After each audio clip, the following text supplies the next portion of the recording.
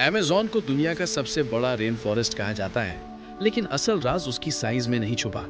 असल राज इस बात में है कि ये जगह काम कैसे करती है। क्योंकि जब तक आप ये नहीं समझते कि अमेज़न को शेप कौन करता है, तब तक उसके अंदर छुपी सबसे एक्स्ट्राऑर्डिनरी जगहों का असली मतलब समझ ही नहीं आता।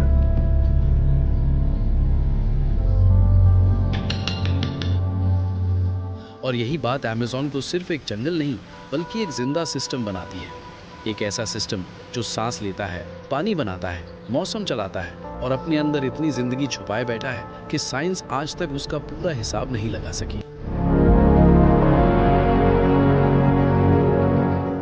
सबसे हैरान कर देने वाली बात यह है कि अमेज़न की कहानी अमेज़न से शुरू भी नहीं होती। इसका एक अहम हिस्सा अफ्रीका के सहारा डेजर्ट से आता है।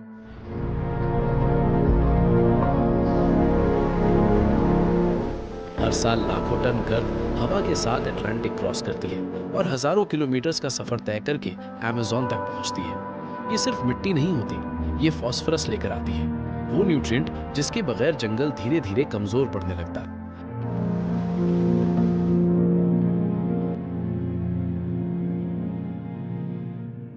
सोचिए, दुनिया का सबसे हरा भरा रेन फॉरेस्ट दुनिया के सबसे सूखे डेजर्ट से फीड होता है। डेजर्ट से रेन फॉरेस्ट तक का ये कनेक्शन इतना अजीब है कि अगर आप पहली दफा सुनो तो फिक्शन लगता है, लेकिन हकीकत में ये अर्थ के सबसे इंपॉर्टेंट नेचुरल लिंक्स में से एक है।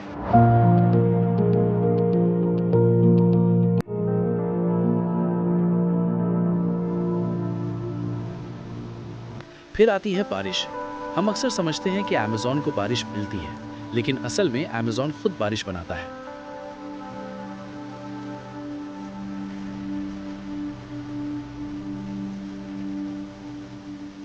इस जंगल के हर दरख्त से पानी हवा में उठता है।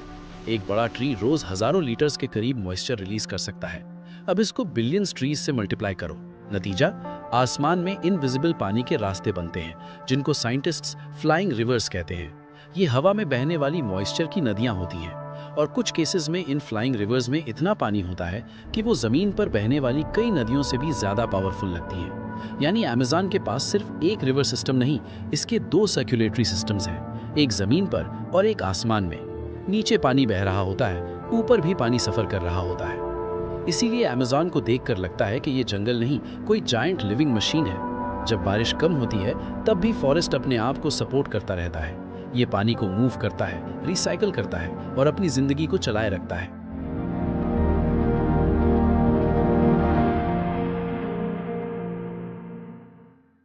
और जैसे जैसे आप इस इकोसिस्टम को समझने लगते हो, वैसा वैसा अमेज़न और भी ज्यादा स्ट्रेंज लगने लगता है। लेकिन अमेज़न एक ही तरह का जंगल नहीं है, ये एक मोजाइक है। एक जगह ऐसी मिलेगी जो महीनों तक पानी में डूबी रहेगी। कुछ ही डिस्टेंस बाद ऐसी जमीन होगी जो साल भर ड्राई रहे। कहीं वाइट सैंड सॉइल्स हैं जहाँ का जंगल ट्रॉपिकल सवाना जैसा लगता है। कहीं मिनरल रिच ग्राउंड पर साउथ अमेरिका के सबसे ऊंचे दरख्त उगते हैं। इसीलिए अमेज़न में दो जगह जो मैप पर बहुत करीब लगती हैं, असल में बिल्कुल अलग वर्ल्ड्स होती हैं। अलग सॉइल, अलग फ्लड साइकिल, अलग इंसेक्ट्स, अलग बर्ड्स, अलग सर्वाइवल रूल्स। और जब बायोडाइवर्सिटी की बात आती है तो अमेज़न इंसानी इमेजिनेशन को चैलेंज करता है। एक सॉकर फील्ड जितनी जमीन में 300 से ज्यादा ट्री स्पीशीज मिल सकती हैं। इतनी डाइवर्सिटी के कई टेम्परेट मुल्कों में पूरे मुल्क भर में इतनी ट्री वैरायटी नहीं मिलती जितनी यहाँ 1 हेक्टेयर में मिल जाए। और ये सिर्फ प्लांट्स की बात है। इंसेक्ट्स, फ्रॉग्स, बर्ड्स, मैमल्स, हर लेयर में लाइफ इतनी घनी है कि साइंटिस्ट्स के लिए एक एरिया को सैंपल करना काफी नहीं होता। हर रिज, हर बैंक, हर पैच एक नया चैप्टर खोल सकता है। लेकिन अमेज़न सिर्फ बायोलॉजिकल वंडर नहीं, ये कल्चरल वर्ल्ड भी है। इस बेसिन में 300 से ज्यादा इंडिजिनस ग्रुप्स रहते आए हैं। कुछ कम्युनिटीज को plants, reverse, flood cycles, seasonal winds और एनिमल बिहेवियर का इतना गहरा इल्म है कि मॉडर्न साइंस भी उस नॉलेज को रिस्पेक्ट करती है। कहीं आज भी ऐसे आइसोलेटेड ग्रुप्स मौजूद हैं जो आउटसाइड वर्ल्ड से कांटेक्ट नहीं चाहते। उनकी प्रेजेंस याद दिलाती है कि अमेज़न कभी भी खाली विल्डरनेस नहीं था। ये हजारों सालों से ह्यूमन इंटरैक्शन, मेमोरी और अडेप्टेशन का लैंडस्केप रहा है।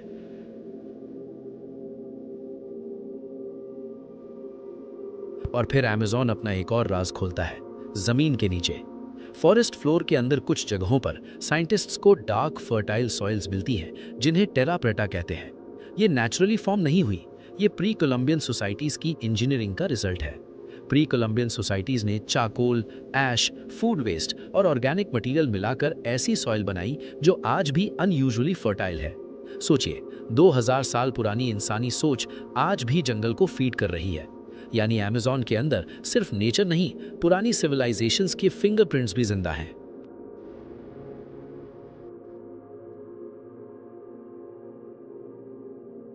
अब जब हम अमेज़न के रिमार्केबल प्लेसेस की तरफ बढ़ते हैं तो पहली बड़ी सरप्राइज मिलती है मनाउस में। मनाउस एक मॉडर्न सिटी है जो रेन फॉरेस्ट के दिल में बनी हुई है। और सिर्फ बनी नहीं, एक वक्त में ये साउथ अमेरिका की रिचेस्ट सिटीज में से थी। रबर बूम के दौर में यहाँ इतनी दौलत आई कि ओपेरा हाउस बनाया गया, यूरोपियन आर्किटेक्चर इंपोर्ट हुई, इटालियन मार्बल और फ्रेंच आयरन वर्क जंगल के दरमियान लाया गया। एक पल के लिए इमेजिन करो, डेंस अमेज़न के बीच एक ग्रैंड ओपेरा हाउस। ये कॉन्ट्रास्ट ही मनाउस को सररियल बनाता है। लेकिन मनाउस का असली मैजिक उसके बाहर शुरू होता है। यहाँ दो जायंट रिवर्स मिलती हैं, रियो नेग्रो और सोलिमोएस। एक का पानी डार्क, ऑलमोस्ट चाय जैसा लगता है। दूसरी रिवर ज्यादा लाइट और सेडिमेंट हैवी होती है। और सबसे अजीब बात, ये दोनों रिवर्स मिलकर भी फॉरन मिक्स नहीं होती। तकरीबन 6 किलोमीटर्स तक साइड बाय साइड चलती रहती हैं, जैसे पानी के अंदर किसी ने इनविजिबल बाउंड्री ड्रॉ कर दी हो। एक साइड डार्क करंट, दूसरी side muddy current. Early explorers ने इस मंजर को समझने के लिए पूरे पूरे सफ़े लिखे। आज हम जानते हैं कि इसके पीछे टेम्परेचर, स्पीड और डेंसिटी का साइंस है, लेकिन देखने में ये आज भी किसी मिरेकल से कम नहीं।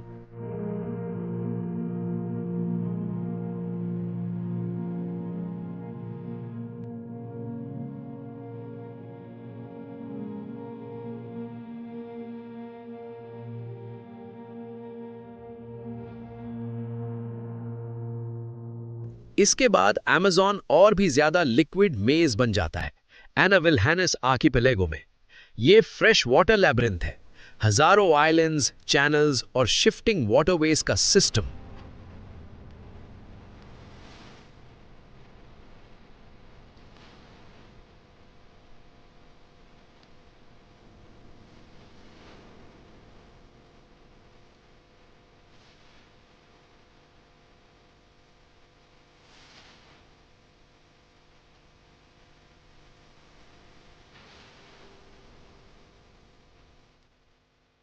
ड्राई सीजन में सैंड बार्स और लंबी आइलैंड्स नजर आती हैं।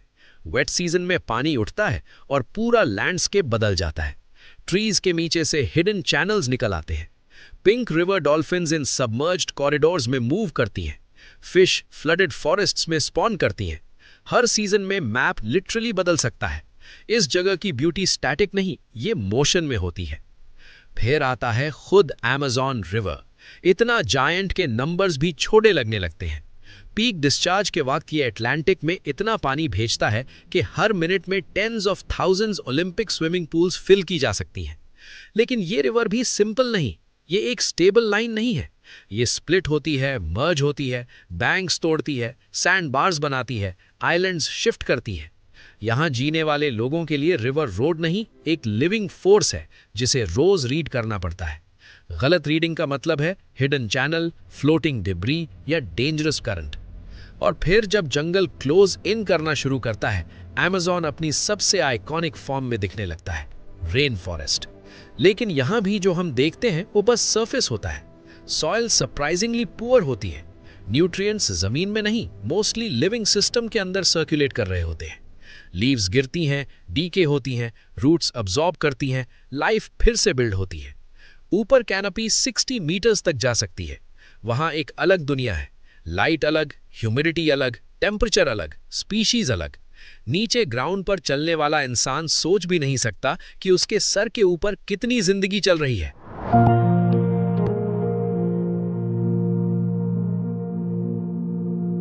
अमेज़न की सबसे अनएक्सपेक्टेड जगहों में से एक है ऑल्टर दो चाओ। जंगल के अंदर व्हाइट सैंड बीचेस और क्लियर टर्कवाइज वाटर। सुनने में अमेज़न जैसा लगता ही नहीं, लेकिन ड्राई सीजन में तापाजोस रिवर का लेवल गिरता है और हिडन सैंड बैंक्स एक्सपोज हो जाती है। वाटर में सेडिमेंट कम होता है, इसलिए पानी क्रिस्टल क्लियर लगता है। लेकिन ये पैराडाइज परमानेंट नहीं। वेट सीजन आता है और सब कुछ गायब। बीचेस डूब जाती हैं, फॉरेस्ट पानी में चला जाता है और फिश सबमर्ज्ड ट्रीज के दरमियान फ्रूट्स और सीड्स खाने लगती हैं। यहाँ जमीन और पानी का रिश्ता फिक्स नहीं, सीजनल है। लेकिन अगर वाइल्ड लाइफ इंटेंसिटी देखनी हो तो तंबोपाटा का जवाब मुश्किल है। यहाँ ऑक्सबो लेक्स है, डिफरेंट फॉरेस्ट टाइप्स है, क्ले रिच बैंक्स है और स्पीशीज कॉन्सेंट्रेशन इतनी हाई है कि शॉर्ट डिस्टेंसेस में पूरा इकोलॉजिकल शिफ्ट महसूस होता है।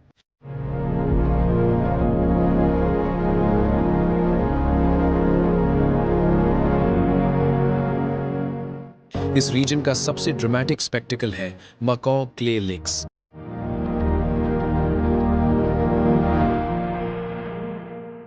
सुबह होते ही डजन्स, कभी hundreds of brightly coloured macaws एक एक्सपोज्ड क्ले वॉल पर उतरते हैं। नॉइज, कलर, केओस, सब कुछ एक साथ। साइंटिस्ट समझते हैं कि ये मिनरल्स उन टॉक्सिन्स को न्यूट्रलाइज करने में हेल्प करते हैं जो बर्ड्स अपनी डाइट से कंज्यूम करती हैं।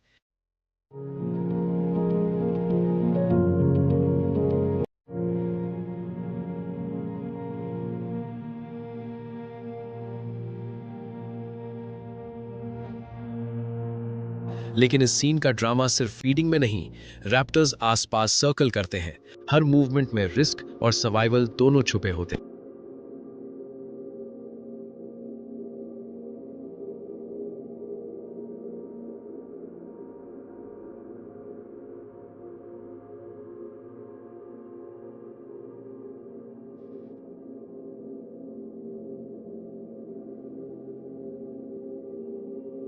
कानियो क्रिस्टालिस को रिवर ऑफ 5 कलर्स कहा जाता है। Red, yellow, green, blue, purple. लेकिन ये कलर्स किसी पेंट या रॉक से नहीं, बल्कि एक डेलिकेट एक्वेटिक प्लांट से आते हैं जो सिर्फ वेरी स्पेसिफिक कंडीशंस में ग्रो करती है। पानी की स्पीड थोड़ी सी रॉन्ग हो, सेडिमेंट ज्यादा हो, लाइट बैलेंस चेंज हो और पूरा मैजिक फेड हो सकता है। ये खूबसूरती ड्रामेटिक होने के साथ साथ फ्रेजाइल भी है।